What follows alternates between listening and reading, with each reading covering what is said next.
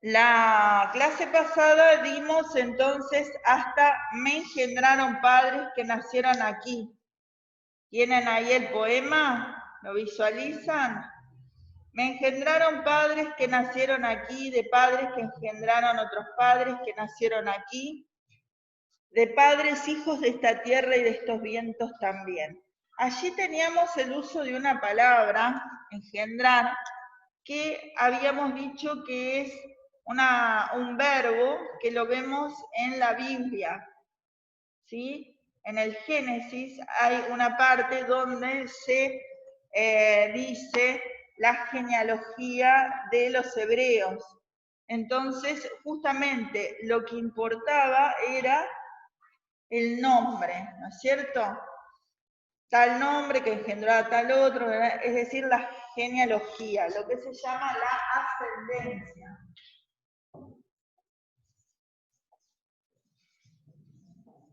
La ascendencia, ¿sí? Acá, fíjense, si dice, me engendraron padres que nacieron aquí, de padres que nacieron aquí.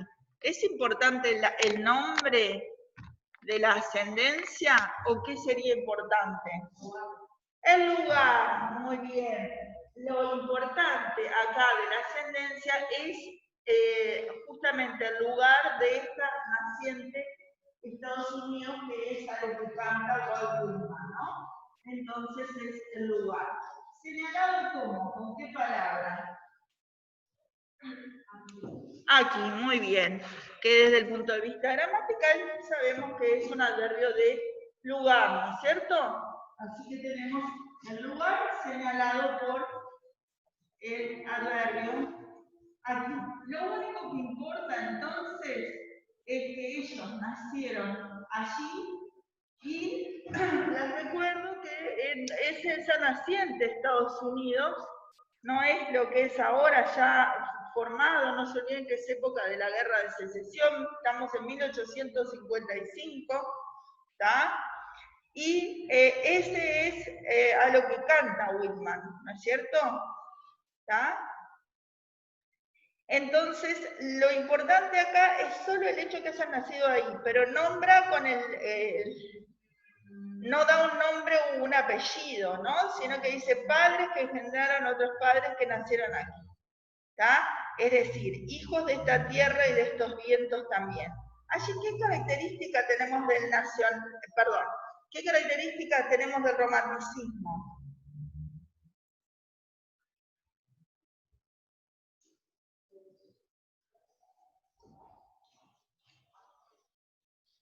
Si es el lugar lo que importa, señalado como acabamos de decir, con ese adverbio, ¿qué es lo que importa?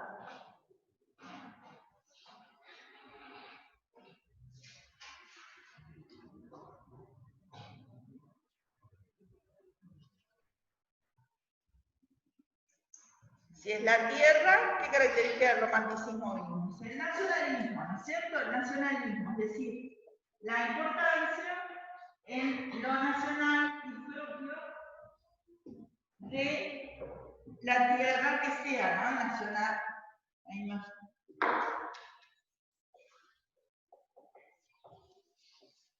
¿Ah? Eso es lo que importaría acá, le está dando importancia, por eso se dice que es el poeta de América, ¿no es cierto?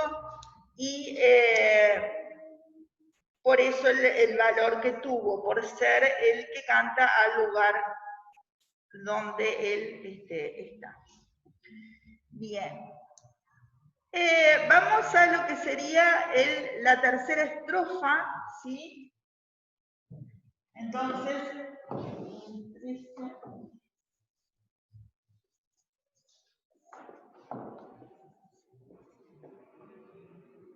tercera estrofa, ¿sí? Sería el tercer momento. Recuerdan que el momento es cada una de las divisiones que vemos en el poema, cada una de las instancias psíquicas que se pueden dividir, ¿sí? Para su mejor estudio. ¿Quién lee allí la tercera estrofa?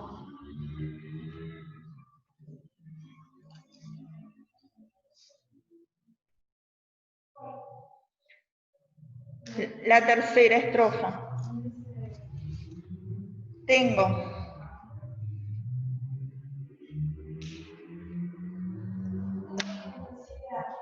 Mi salud es perfecta, y con mi aliento seguro como su cantador. No terminaré el canto hasta que muera. Que se caigan ahora las estrellas y los cerros. Credos. ¿Cerros? Credos, no.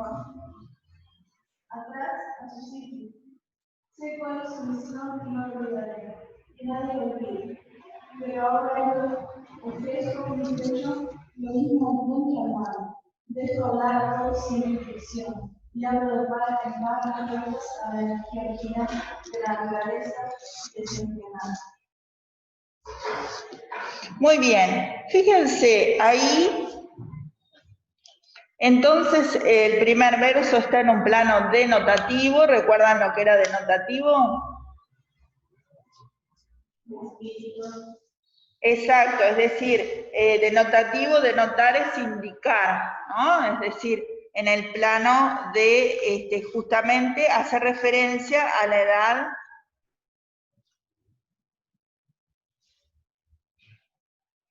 que tiene el autor en el momento de escritura, es decir, es un plano meramente denotativo, ¿ah?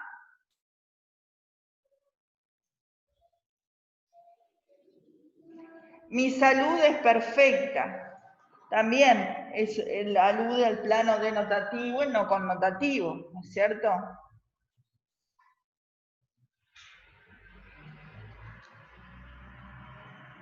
Y con mi aliento puro comienzo a cantar hoy. Y no terminaré mi canto hasta que me muera. Fíjense, con mi aliento puro.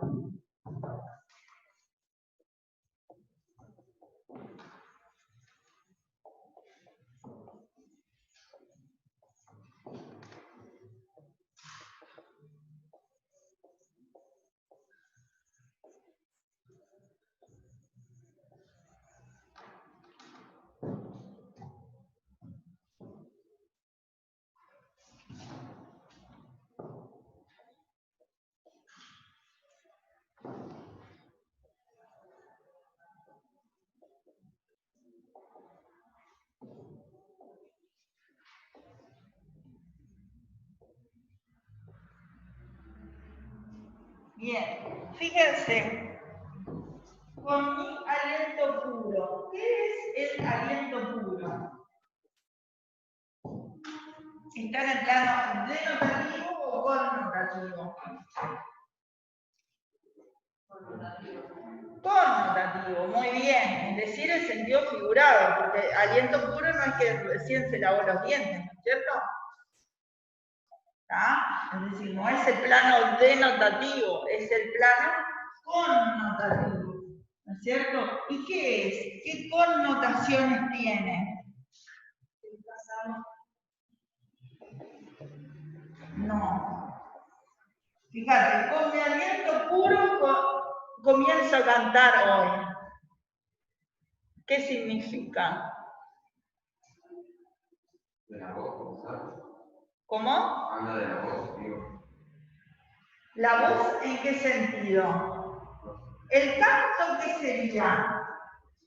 No que empiece a cantar, es el canto como que, como expresión, como ya lo dijimos, que en las otras clases, que el canto mismo es la poesía, ¿no es cierto? Es un poemario, es decir, que cantar, ¿sí? Es poetizar. ¿Tá?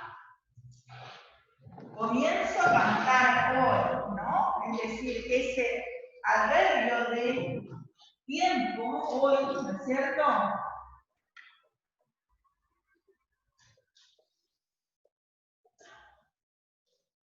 Nos remite a ese presente, ¿sí? Y esa disposición a cantar, ¿cierto? ¿Hasta cuándo? Y no terminaré el canto hasta que me muera, ¿no es cierto? Es decir, la disposición al canto hasta el fin de sus días, ¿no? En este caso se parece un poquito a Martín Fierro, ¿recuerdan? ¿Sí? Que hablaba del canto, que nació para cantar y esa determinación al canto. Acá entonces hay una determinación al canto desde hoy, desde su hoy, ese presente, en la página pasa a ser un presente ficticio, ¿cierto? A ese fin hasta que se muera, es decir, hasta su muerte. Entonces, volvemos un poquito para arriba a ver qué era el aliento puro. Sabiendo que cantar es poetizar, y está la disposición al canto, ¿sí? El aliento puro, ¿qué significa?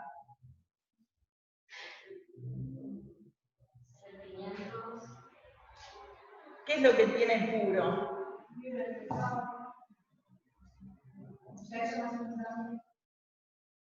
Sí, pureza en qué sería original. Ahora sí, original. ¿Qué más?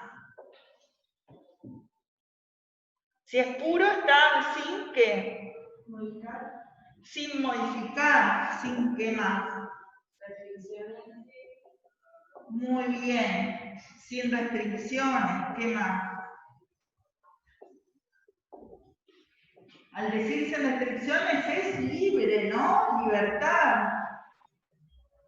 Estas son las connotaciones, es decir, la sugerencia de lo que quiere decir aliento puro, ¿no es cierto? Original, sin modificar, sin restricciones, libertad, ¿qué más? Yo no me acuerdo por lo que dice después. Que dice que se callan ahora las escuelas del credo.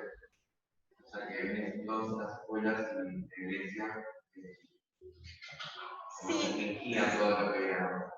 Sí, pero eso lo vamos a ver un poquito después. En el sentido, ¿qué te parece que a vos es aliento puro? Es decir, ¿cómo será su mensaje, su poesía, ¿cierto? Ahí está una poesía directa, directo sin qué podríamos decir. Yo creo que lo trajo que quede claro lo que quiere decir. Que quede claro lo que quiere decir después que dijiste, no te oí. Que tendría que ser sin filtro. Sin filtro, bueno, sí, hoy día decimos sin filtro. Podemos decir sin limitaciones, sin tapujos, ¿no es cierto? Muy bien, sin limitaciones.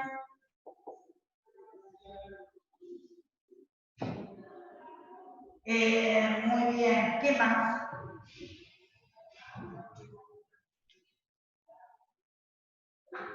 Si es pura, habla de la pureza, del...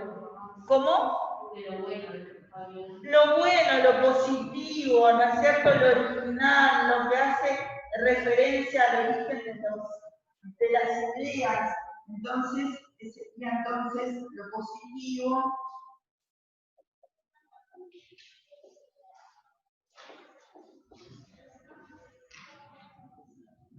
Original habla de nuevo, ¿no es cierto? Lo nuevo, porque original ya habíamos puesto algo nuevo. Su mensaje va a ser nuevo, diferente.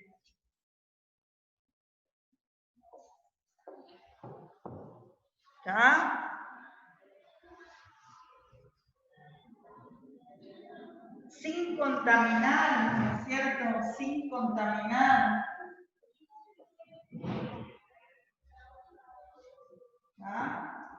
Fíjense todas estas connotaciones, es decir, sugerencias de la palabra, ¿sí?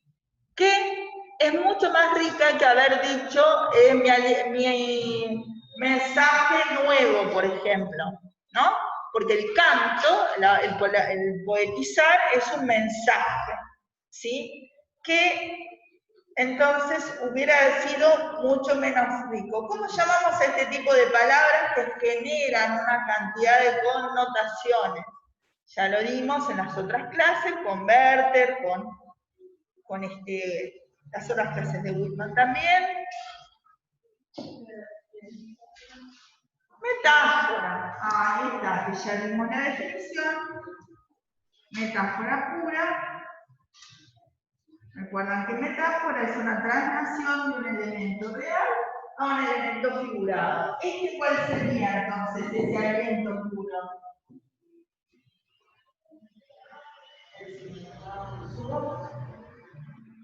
No, este es un elemento, hablando de la metáfora, dijimos que tiene la traslación de un elemento real a un elemento figurado. ¿Ah? Se dice el elemento figurado, en la pura, y no se dice el elemento real. Este sería el elemento figurado. ¿Qué es el elemento figurado? Nosotros ya lo dijimos. El elemento figurado es el que se elige para expresar de mejor manera, ¿sí?, ese elemento real que se omite, ¿tá? Pero que a la vez es mucho más rico decir aliento puro que decir mi mensaje es nuevo, por ejemplo, ¿tá? Porque esto es nuevo y mucho más, ¿cierto? Es diferente, es original, es sin contaminar, sin modificar, sin restricciones. Alude a la libertad, lo directo, sin limitaciones, lo positivo, la pureza y también lo nuevo. ¿Entienden la idea? Es decir, cómo con una metáfora se enriquece mucho más el significado de la palabra, de la expresión. ¿Van entendiendo ahí? ¿Sí? Ahí está. Y habla de ser algo, además, que no sé si acá también quedó claro, que quizás podríamos agregar, es algo nuevo, además, que nace de él, ¿no es cierto? Propio nos faltó poner, ¿no? O sea, mi aliento puro, y eso es algún contenido importante, vamos a agregarlo, propio, ¿tá? Original y propio de él, ¿no es cierto? Propio de su creación. ¿tá? Que es algo muy personal, digamos, ¿sí? Una creación personal, nueva, única. Única vamos a agregar, lo digo porque voy agregando. ¿tá? Es decir, todas las ideas que generan, todas las connotaciones que genera, aliento puro, enriquece a esa expresión. ¿Queda?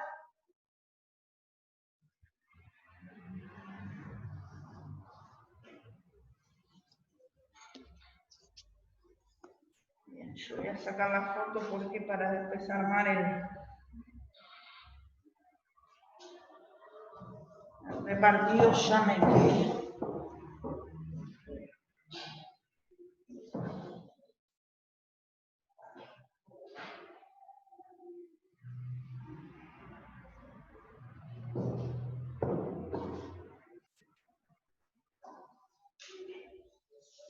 Bien. Vamos entonces, ¿puedo borrar? ¿Ya copiaron todo?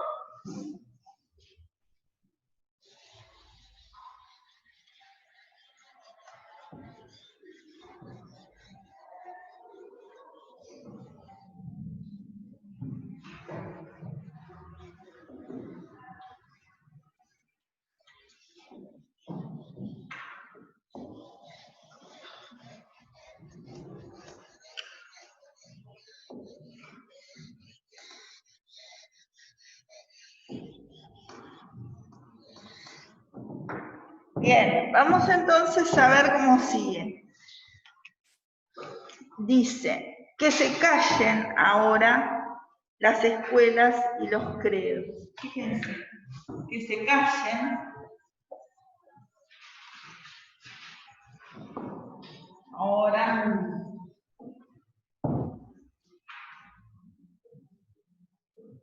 las escuelas y los credos.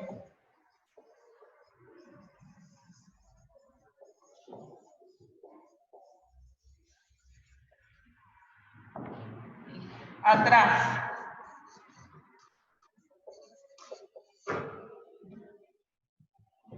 A su sitio.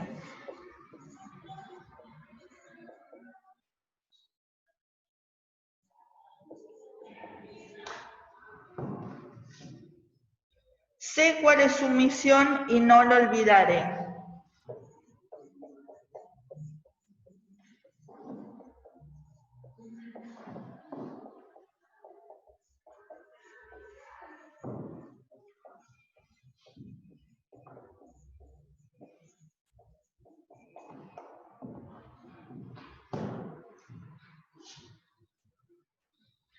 Que nadie lo olvide.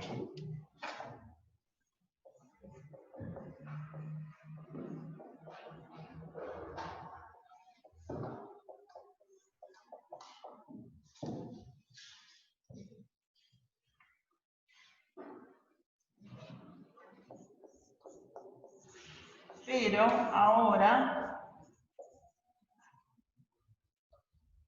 yo ofrezco mi pecho.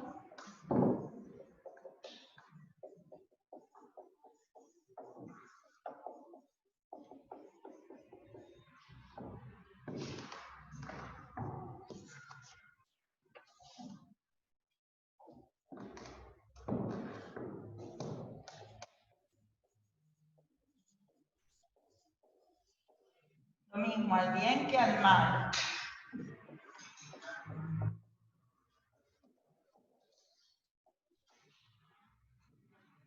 Dejo hablar a todos.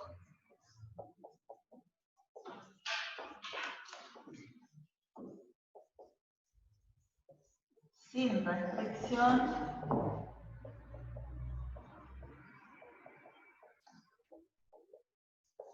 Y hablo de par en par.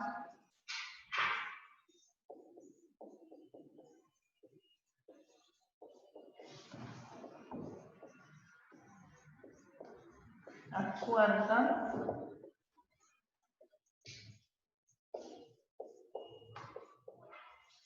La energía original.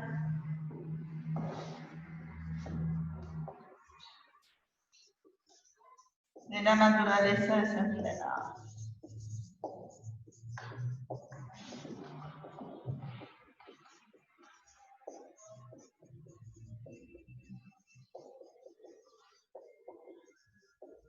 Muy bien. Vamos entonces a ver acá. ¿No? Que se callen.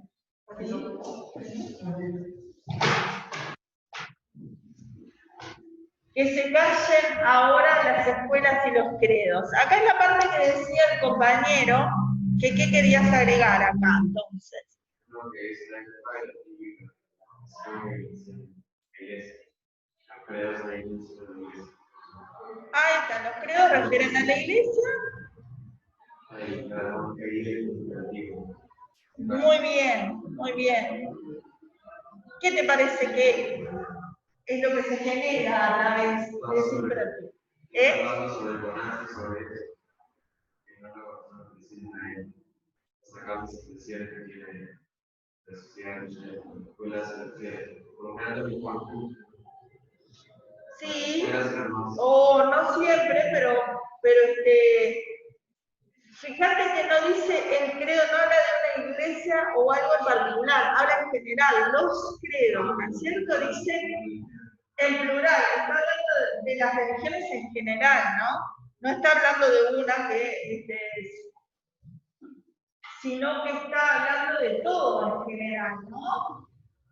Y a la vez no está particularizando ninguna, es decir, que no va por el lado de censurar a una determinada doctrina religiosa, ¿no? Sino que va por el lado de generalizar. ¿Qué quiere decir eso entonces? Que se callen. En la reflexión que está haciendo no tiene lugar. ¿Un poquito más alto qué? En la reflexión que está haciendo no tiene lugar. Ahí está. No las busca censurar, sino que ponerlas en su sitio que no es lugar. Ahí está. Él, ustedes saben que tuvo varios oficios, inclusive ayudó como enfermero en la guerra de secesión y tuvo una época en la que fue maestro también. Entonces, él sabe que tienen una misión, eso es la de la misión, ¿no es cierto? De escuelas y credos. Pero ahora dice que se callen. Entonces, fíjense que vamos a destacar. Acá, Fíjense que está el pronombre de tercera persona del singular que está depuesto. ¿Tá? Se llama pronombre proclítico, es decir, que está antes del verbo. Si fuera cállense, ¿tá? Estaría enclítico, estaría adentro o formando parte, ¿no? Y posteriormente al verbo. ¿Tá? Así que acá como tenemos que es el modo imperativo, como dijo el compañero, del verbo callar.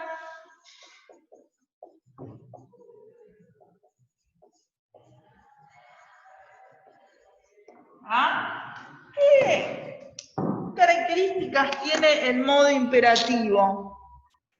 Es decir, cuando nosotros empleamos el modo imperativo, ¿qué es lo que en general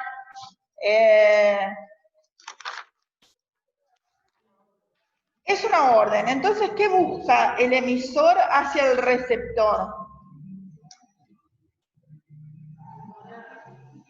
Ahí está, imponer algo y ¿qué más?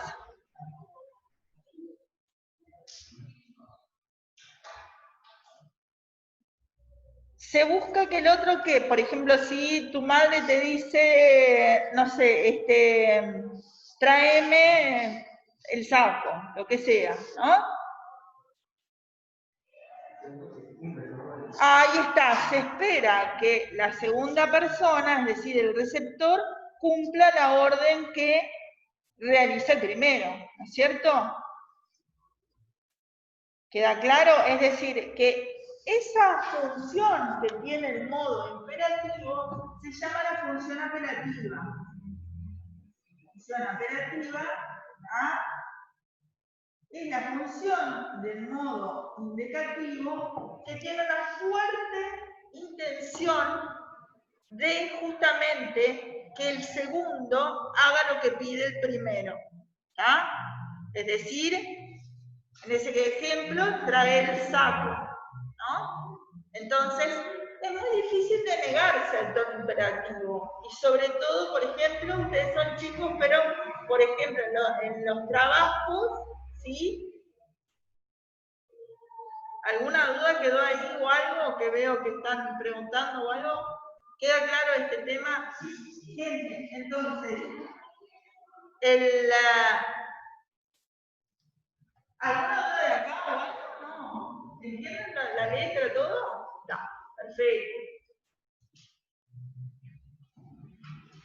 La función entonces apelativa busca eso, ¿sí? Es decir, que busca que el otro haga, ¿no es cierto? Se usa mucho en la parte de los avisos, ¿no? Para vender, ¿no es cierto? Toma Coca-Cola, ¿no? Hace tal cosa. Algunos que se acuerden, todos los días los escuchamos y los vemos, en la tele, en donde sea.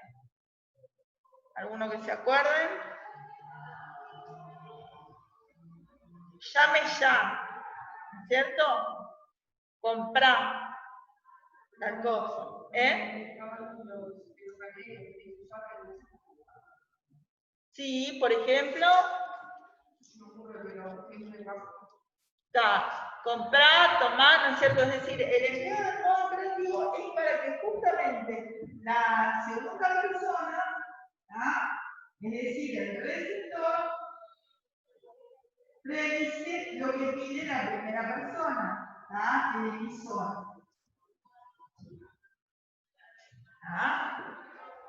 Bien. Fíjense que dice entonces, está pidiendo para redondear, es imperativo que se callen entonces las escuelas y los credos, es decir, que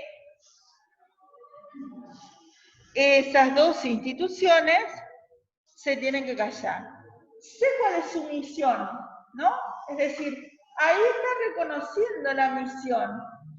y no lo olvidaré. Es decir, está reconociendo la importancia. ¿Ah?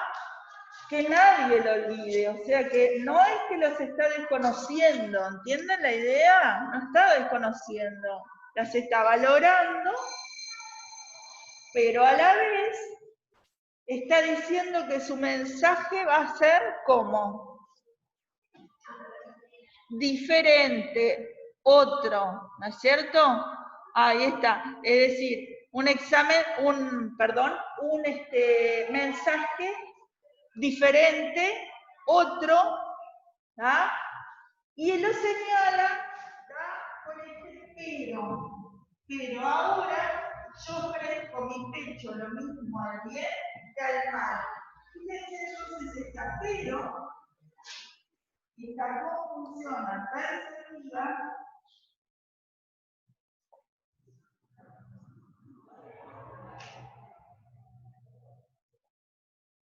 pero siempre quita, ¿no? Es decir, por ejemplo, si yo digo, yo iba a ir al cine, pero, ¿tá? No puedo porque está lloviendo. ¿Por qué? ¿No? Bueno, ahora van a abrir de vuelta los cines, ¿no? Pero bueno, cuando no, había cine, entonces, bueno, es decir, el pero siempre resta, es algo que no, decir, tal cosa, pero, ¿no? Entonces, está diciendo que no se olvide, pero ahora, de vuelta del tiempo, que marca ese presente, que cómo se hace ese presente en el texto. Es un presente que ya dijimos antes, ¿cómo se llama ese presente? Presente ficticio. ¿Ah? Marca ese presente ficticio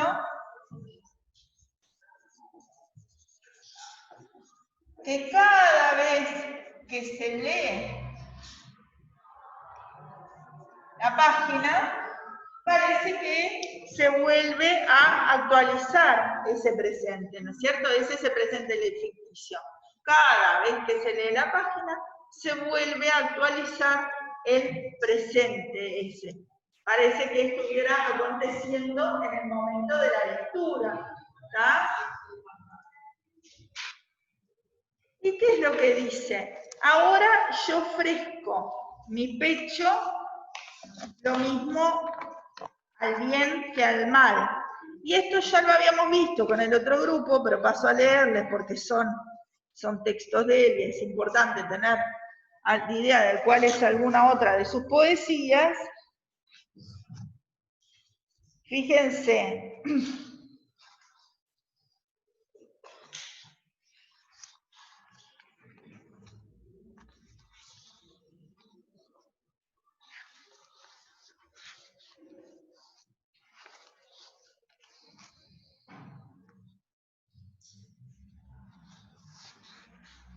El suicida está tendido en su cuarto sobre un charco de sangre. Puedo ver su cabeza con los sesos afuera y el sitio donde ha caído el revólver. Me sumerjo en la ciudad y presencio el espectáculo de la calle, la charla de los que pasan, el traqueteo de los ómnibus, la rueda del carro que rechina, el sordo murmullo de la suela de los zapatos en el pavimento, el golpe de los cascos sobre los adoquines y el rintintín de los trineos. El colchero con el alquila levantado, las peleas de nieve, los gritos de júbilo, los víctores a los héroes populares. La furia de la muchedumbre arrebataba el paso rápido de una camilla. Dentro llevan un enfermo al hospital. El encuentro de dos enemigos, la blasfemia súbita, el puñetazo y la caída. Los transeúntes que se apiñan excitados, el policía con su estrella abriéndose paso rápidamente hasta el corazón de la refriega. Las piedras impasibles que reciben y devuelven tantos ecos. Y sigue, ¿no es cierto? Después más adelante dice, los gritos de la embarazada, a quien pronto le cogen los dolores de parto, ¿tá? Lo que se grita y lo que se calla también. Fíjense ¿Cómo entonces, por qué? Esto se lo leí para entender, ¿por qué dice que él ofrece el pecho lo mismo al bien que al mal? ¿Qué querrá decir con esto de que ofrece el pecho al bien y al mal?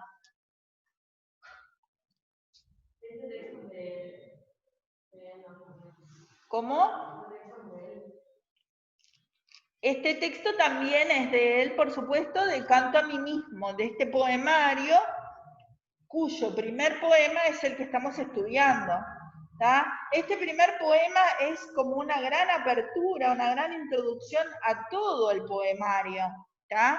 Es decir, es el primero como que abre toda su obra, porque después recuerdan que hablamos que Hojas de Hierba, que es la obra de su vida, va acumulando a ese primer poemario, le va agregando partes, ¿no? Entonces, toda su obra se llama Hojas de Hierba, ¿tá? A la cual va agregando partes, es decir, poemarios a lo largo de toda su vida. Entonces, a la luz de lo que acabo de leer, ¿por qué dirá eso de ofrezco mi pecho lo mismo al bien que al mal? Está viéndose percibir y poder tomar cosas con los luces ojos. Ahí está, perfecto, ¿no? También ahí dice los puntos de vista religiosos, están en lo complicado, hablando de los sentidos. Sí, pero igual viste que no solo habla también de lo que ve en la calle, ¿no es cierto? Pero está hablando del bien y del mal, ¿no es cierto? Ahí un poquito, entonces, lo que les quería resaltar es que no solo destaca la belleza de las cosas, como se hizo en otra época, por ejemplo, de la poesía, sino que acá está resaltando el bien y el mal, ¿tá? Está hablando del suicida, está hablando de cosas que antes no se hablaron, ¿tá? Por ejemplo, el parto, ¿sí? Que es muy importante porque el parto prácticamente no aparece en la poesía, ¿sí?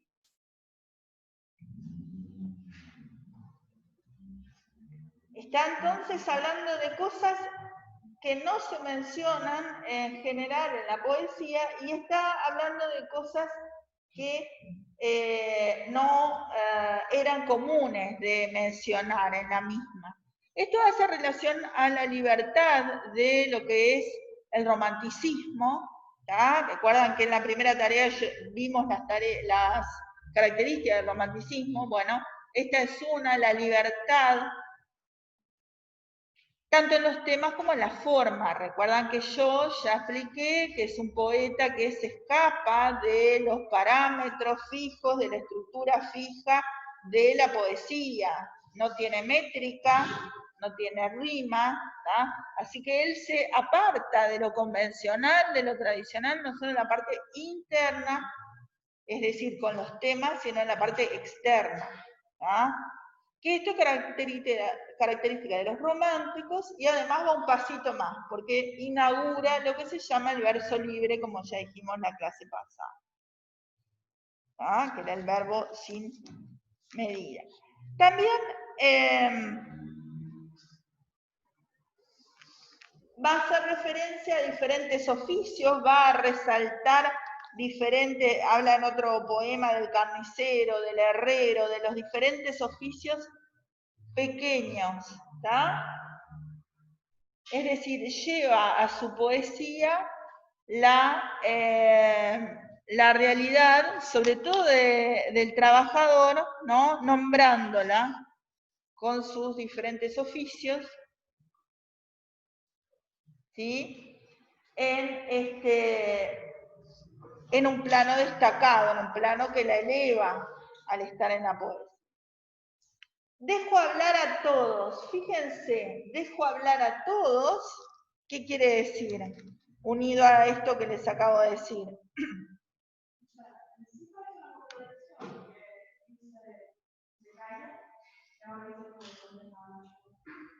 Ahí está, bien. ¿Y qué te parece? ¿Por qué es? ¿A quién le pidió que se callen? Yo creo que es una cosa que María pide callar, todo es muy humilde, que le da un lugar y busca la voz de aquello que es verdad. Ahí está. Porque ese imperativo era direccionalizado solo a las escuelas y los credos, ¿no es cierto? ¿Ah? Pero, ¿qué sería si él si él ve lo que va pasando? Por eso es el poeta de las grandes enumeraciones. Él ve lo que va pasando y lo transmite, ¿no? Los carniceros, lo que ve en la calle, el suicida, o sea, algo malo, algo bueno, ¿no? El nacimiento de un niño, algo bueno, algo malo, que es el suicida. ¿Qué es lo que... ¿Por qué dice dejo hablar a todos sin restricción? ¿Cómo está el poeta ahí? ¿Como un qué dijiste, observador y qué más? Ahí está, ¿no? Es decir, el poeta romántico es el poeta como un titán, el intermediario entre los seres, las personas comunes y los dioses, ¿no? O Dios. Es decir, el intermediario es como si pasara por él, ¿no? Dejo hablar a todos sin restricciones, es decir, como si la voz del otro pasara a través de él, la voz de esos oficios que él va a nombrar, el carnicero, el herrero, ¿sí? Quedara a través de él, plasmada, ¿sí?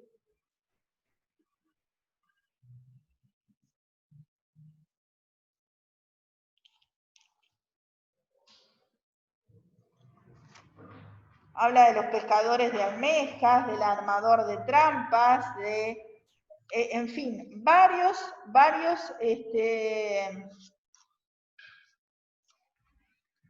oficios, y oficios que además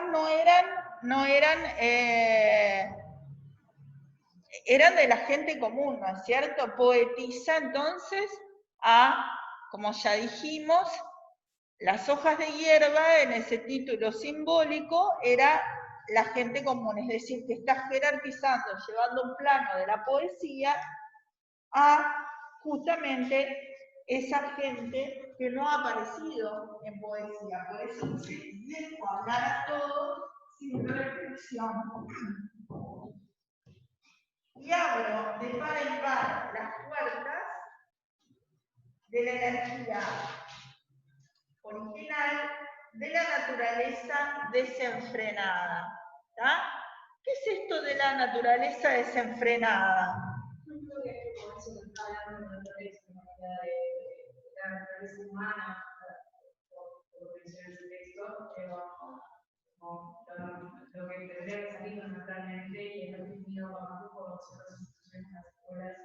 Sí, podría ser en ese sentido, y también la naturaleza como naturaleza en sí, ¿no es cierto? La naturaleza como el gusto por la naturaleza en su estado original y propio, ¿no es cierto? Es decir, este es un gusto romántico que es el gusto, es decir, propio del romanticismo, que era el gusto por la naturaleza en su desorden natural, ¿no es cierto? Es decir, si nosotros tenemos dos jardines, uno que está recortado con canteritos, etcétera, y otro, la naturaleza desbordante, sin la intervención de la mano del hombre, ¿no? De la persona.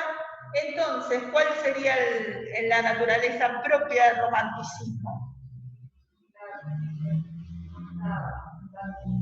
La desordenada, es decir, la que no ha tenido la intervención humana, es decir, un poquito hace relación a eso, ¿no? Es decir, la fuerza de la naturaleza en su estado original. ¿Ah? La fuerza de la naturaleza en su estado original, que esto es un gusto romántico, ¿no es cierto? Así que señalamos del final el gusto por lo popular, que también era una característica del romanticismo, los oficios comunes, El gusto de lo popular estaría unido a eso de lo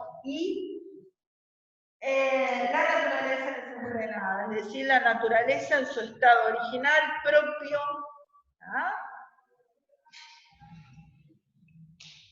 Bien. Por acá entonces estaría el análisis, no sé si hay alguna duda de lo que dimos hoy. ¿No? Bien.